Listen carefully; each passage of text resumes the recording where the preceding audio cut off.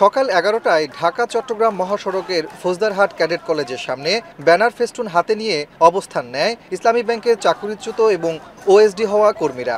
এ সময় সড়ক অবরোধ করে বিক্ষোভ শুরু করে তারা। এতে বন্ধ হয় যান চলাচল। তাদের দাবি, হাইকোর্টের আদেশ উপেক্ষা করে ইসলামী ব্যাংকের স্পেশাল কম্পিটেন্সি অ্যাসেসমেন্ট পরীক্ষা বয়কটের কারণে বৃহত্তর চট্টগ্রামের ৫,৫০০ কর্মকর্তাদের টার্মিনেশন ওএসডি করা হয়েছে। ইসলামী ব্যাংকের ম্যানেজমেন্ট এবং সরকারের কাছে একটি বার্তা পৌঁছানোর চেষ্টা করেছি। আমরা একটি সুষ্ঠু শান্তিপূর্ণ সমাধান চাই, কিন্তু ওনাদের পক্ষ থেকে আমাদের সাথে কেউই কোনো ধরনের কোঅপারেশন কোনো ধরনের যোগাযোগ করেননি।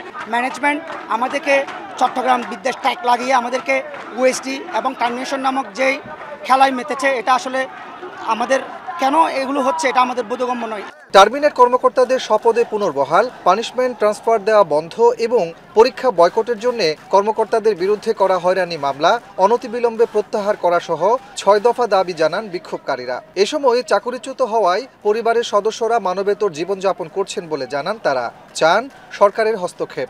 আসলে আমাদের ৫,৫০০ কর্মকর্তার সাথে ৫,৫০০ পরিবার জড়িত। বৃহত্তর চট্টগ্রামের ৫,৫০০ পরিবারের যখন এই অনিশ্চিত ভবিষ্যৎ। এদিকে মহাসড়ক অবরোধের কারণে ১.৫ ঘন্টা ধরে যান চলাচল বন্ধ থাকে ঢাকা-চট্টগ্রাম মহাসড়কে। এতে দীর্ঘ যানজটে ভোগান্তিতে পড়েন সাধারণ মানুষ। পরে প্রশাসনের হস্তক্ষেপে শনিবার দুপুর ১টায় অবরোধ তুলে নেয় বিক্ষোভকারীরা। রাস্তাঘাটে এগুলো তো করা তো উচিত না, জনগণকে কষ্ট দিয়ে এইভাবে এগুলো তো ঠিক না। ছোটখাটো বিষয় হোক, বড় ধরনের বিষয় হোক, সব কিছুতে আন্দোলন ছাড়া কেউ কিছু বুঝেই না। আন্দোলন করলে তো সমাধান হচ্ছে না, ওদের কারণে ভোগান্তিতে ভুগতে হচ্ছে আমাদেরকে। দাবি আদায়ে ২৪ ঘন্টার আলটিমেটাম দেন চাকরিচ্যুত ও ওএসডি কর্মকর্তা কর্মচারীরা। অন্যথায় বৃহৎ আন্দোলনের হুঁশিয়ারি তাদের।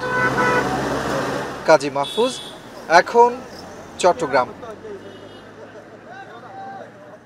বিশ্বের সর্বাধুনিক প্রযুক্তিতে প্রস্তুতকৃত Arik silver wash detergent powder ৫০০ গ্রাম মাত্র ৭০ টাকা। রিমার্ক।